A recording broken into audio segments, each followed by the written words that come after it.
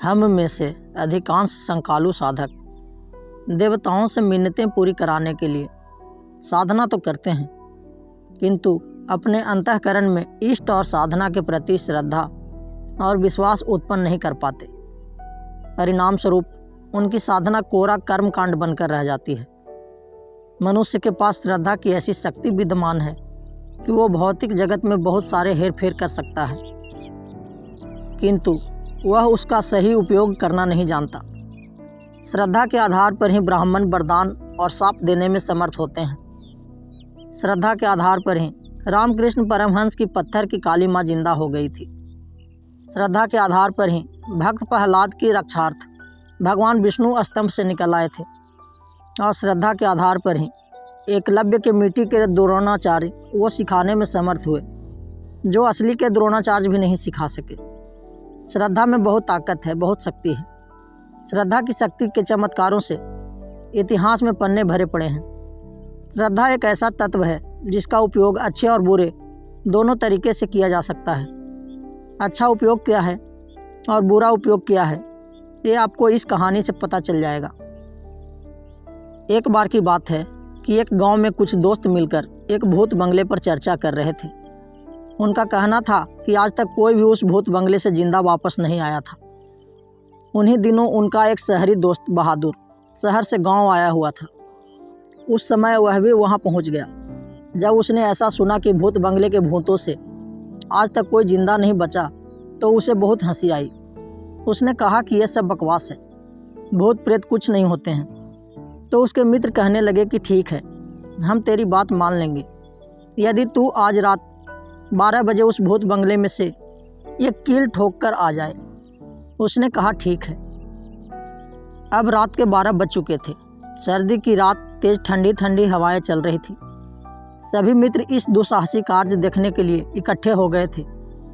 इन दोस्तों के अलावा पूरा गांव सो रहा था। किसी को कुछ भी पता नहीं था कि क्या हो रहा है। बहादुर कंबल ओढ़कर आया और तुरंत कील और हथौड़ी लेकर बंगले की ओर चल दिया। हालांकि खुद मन ही मन डर रहा था, किंतु सब पर रौब जमाने की खातिर आखिर यह जोखिम उठा ही लिया। कुछ दोस्तों ने मना किया कि यार मत जा, सच में कोई भूत चुड़ैल हुई तो तुझे वहीं पकड़ लेगी। तो बहादुर बोला, आज तुम सब लोगों के मन से यह भूत का भ्रम मिटा कर रहूँगा, और तेजी से भूत बंगले की ओर चल दिया। हवाएं साएं साएं कर रही थी। सारे जंगली जानवर सो चुके थे। बहादुर के बंगले में आने की आहट को सुनकर वहाँ सो रहे पक्षियों के भागने से बहादुर अचानक चौंक गया। फिर उसने डरते हुए बंगले के अंदर प्रवेश किया। अब बहादुर को काली अंधियारी सन्नाटे कुछ ज़्यादा ही व्याकुल कर रहे थे। उसकी हृदय की धड़कनें तेज हो चुकी थी। इतनी सर्दी में भी उसके शरीर से पसीना छूट रहा था। अब तो बस किसी तरह हिम्मत जुटाकर एक काम खत्म करके वहाँ से भागने का इरादा था। सो अपने कार्य को अंजाम देने के लिए वह नीचे बैठा और डरते हुए कील को ठोकने लगा। लेकिन दुर्भाग्य कि अंधेरे में कुछ दिखा नहीं, और कील जमीन पर पड़े उसके कंबल को पार करते हुए जमीन में ठुक गई। अब जैसे ही वह उठकर चला, उसे लगा कि पीछे से किसी ने उसे पकड़ लिया है। यह सोचना ही था कि उसके होश उड़ गए। यह होती है विश्वास की ताकत। जब तक बहादुर को विश्वास नहीं था कि भूत होते हैं, वह सामान्य डरा हुआ था। किंतु जैसे ही यह बात उसके दिल में बैठ गई कि मुझे भूत ने पकड़ लिया है, तो उसके प्राण पखेरु उड़ गए, जबकि वहाँ ना कोई भूत था ना ही प्रेत। इस तरह हम अपने डर पर श्रद्धा और विश्वास करके अपना ही नुकसान और दुरुपयोग कर सकते हैं, या फिर किसी दैवीय शक्ति, मंत्र या साधना पर श्रद्धा और विश्वास करके उससे लाभ उठा सकते हैं। आप चाहे कोई भी साधना करें, आपका इष्ट चाहे कोई भी हो, लेकिन अगर आपने श्रद्धा से विहीन साधना की है तो आपको कोई परिणाम नहीं मिल सकता।